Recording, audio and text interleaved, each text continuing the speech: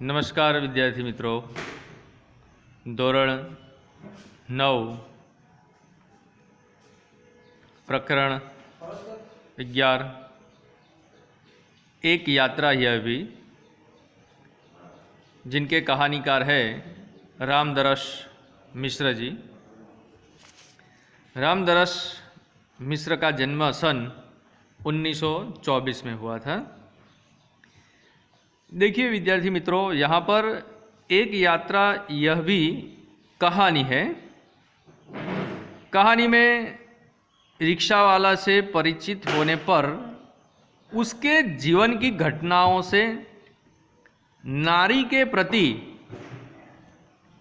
उसका दृष्टिकोण देखकर तथा जीवन में उतारे गए कर्तव्य बोध से प्रेरणा प्राप्त होती है, जिसमें स्त्री सम्मान, स्त्री सुरक्षा एवं आत्मीयतापूर्ण संबंधों को खूबी से प्रस्तुत किया गया है, जो अत्यंत प्रेरक है। देखिए विद्यार्थी मित्रों, यहाँ पर यह एक यात्रा यह भी, जो कहानी में रामदरस मिश्र जी है, वह कुछ अपने काम के लिए वह बाहर जाना होता है और वहाँ पे रिक्शे वाले से संपर्क होता है। उस संपर्क से रिक्शे वाले से इतने परिचित हो जाते हैं कि उसकी जीवन की जो घटनाएं हैं, उस घटनाओं में से नारी के प्रति उसका क्या दृष्टिकोण है तथा जीवन में उतारे गए कर्तव्य बोध से प्रेरणा प्राप्त होती है।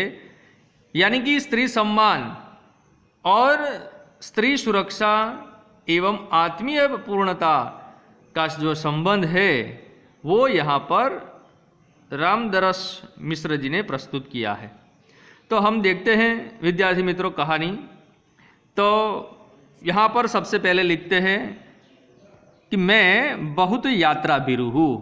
अब देखिए यहाँ पर भीरु शब्द आ गया, तो भीरु शब्द का समानार्थी शब्द होता है डरना, यानी कि डरपोक।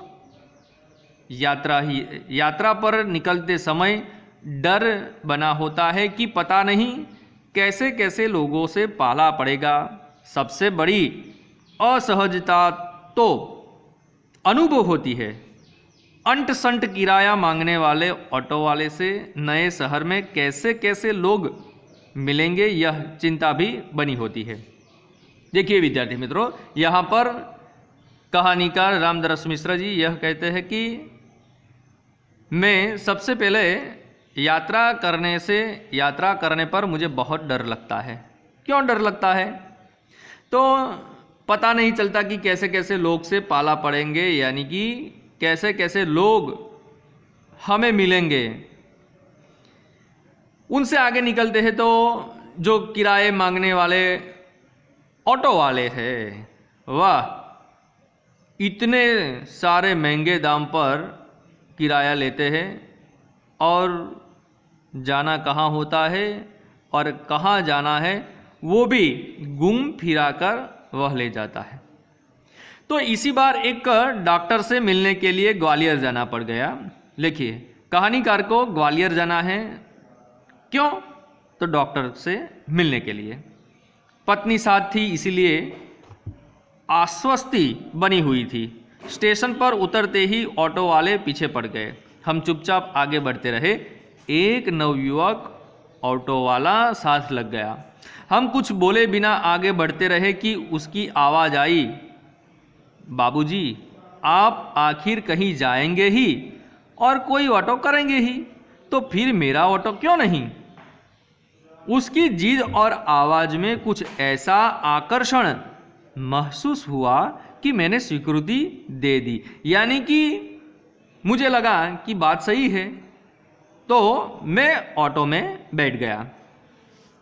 वह प्रेम भरी बातें करता रहा और हमें डॉक्टर के यहाँ पहुँचा दिया। उसके द्वारा बताए वांछित पैसे देकर डॉक्टर के घर की कॉल बेल बजाई। ज्ञात हुआ कि डॉक्टर ने क्लिनिक की जगह बदल दी। देखिए कहानीकार वहाँ पहुँचते हैं तो लेकिन क्या हुआ, डॉक्टर ने अपनी जगह बदल दी थी। ऑटो वाला बिना हमारे कहे हमारा इंतज़ार कर रहा था, हमें नई जगह पर पहुंचा दिया। मैंने पूछा कितने पैसे दे दूं? अब देखिए क्या होता है, बाबूजी जो इच्छा हो दे दीजिए। वैसे डॉक्टर के घर से यहाँ तक का किराया तो अतिरिक्त तो हो गया ना, यानी कि मैं आपको जब यहाँ रखने के लिए आया था तो आपने वह किराया तो दे दिया था, अब वापस ही मेरी ऑटो में ही आए, तो आप जो देना चाहते हैं वह दे दीजिए। उसने पूछा बाबूजी यहाँ से कहाँ जाएंगे? मैंने होटल का नाम बता दिया और कहा भाई तुम अब जाओ, यहाँ देर लग सकती है। वह कुछ बोला नहीं। हम डॉक्टर के पास चले गए। घंटा भर बाद निकले तो देखा वह वहीं खड़ा था। अब हमें महसूस होने लगा कि यह ऑटो वाला कुछ और है। वह हमारे भीतर घर करता गया। होटल पर छोड़कर उसने पूछा फिर कब आऊं? अब देखिए परिचित होने लगता है, यानी आप शहर में घूमेंगे फिरेंगे ना, आपको जहां जाना होगा ले चलूंगा। वैसे यहाँ कब तक है? कल शताब्दी से लौटेंगे। कहानीकार ने कहा तो आपको घुमाने के लिए कब आ जाऊं? भाई आज तो थके हैं, आराम करेंगे, कल घूमेंगे। ठीक है बाबूजी, यह रहा मेरा मोबाइल नंबर, मुझे फ़ोन करके बुला लीजिएगा। अरे तुमने अपना नाम तो बताया ही नहीं। मोहन। मोहन अच्छा नाम है। दूसरे दिन घूमने का कार्य शुरू हो गया। वह बहुत प्रेम से दूसरे दिन घूमने का कार्यक्रम शुरू हो गया। वह बहुत प्रेम से एक के बाद एक स्थान दिखाता गया। मुझे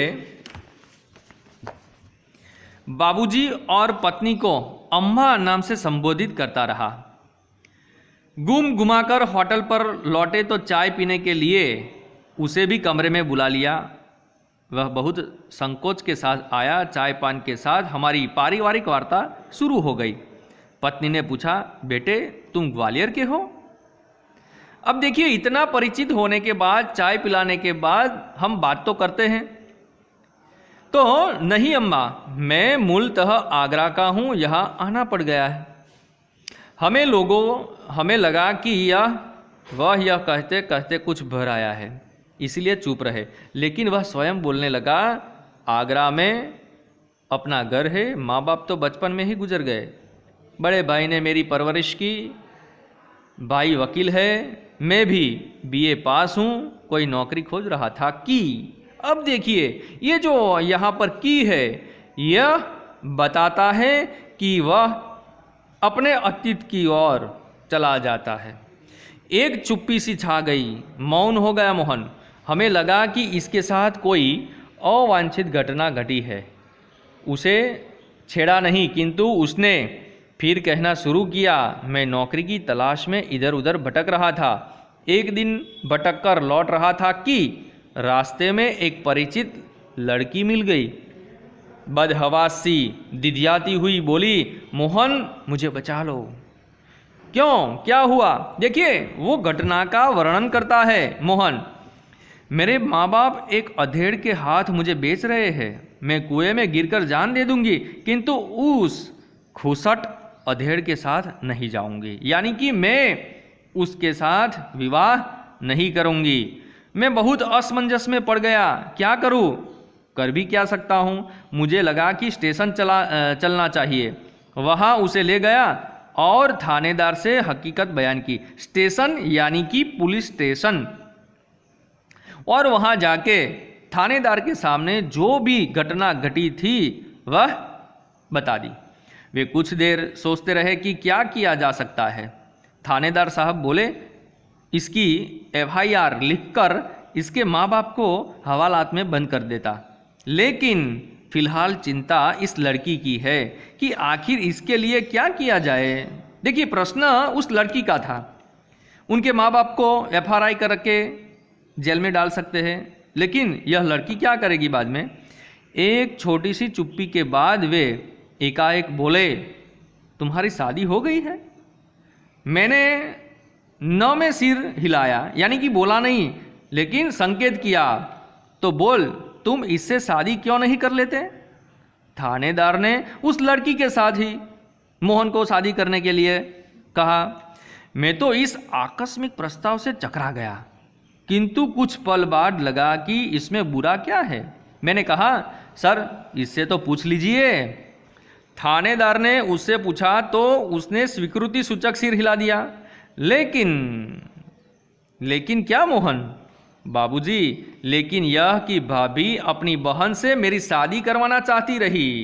देखिए बात यहाँ पर आ बड़ी, बात तय हो चुकी है, यानी कि मेरी मंगनी हो चुकी है। फिर बाबूजी, मैंने सोचा भाभी जी की बहन से तो कोई भी अच्छा आदमी शादी कर लेगा, वहाँ कोई संकट नहीं है। लेकिन इस लड़की की तो जिंदगी खतरे में है। लड़की सुंदर भी है, परिचित भी, और सबसे अहम बात यह है कि वह संकट में है। इससे विवाह करना प्रतिकर भी होगा और मानवीय भी। लेकिन विद्यार्थी मित्रों, हम यहाँ पर इस कहानी को अधूरा रखेंगे और कल जो हम देखेंगे वो आगे क्या होता है, वह इसके बारे में हम जानकारी प्राप्त करेंगे। नमस्कार, अस्तु।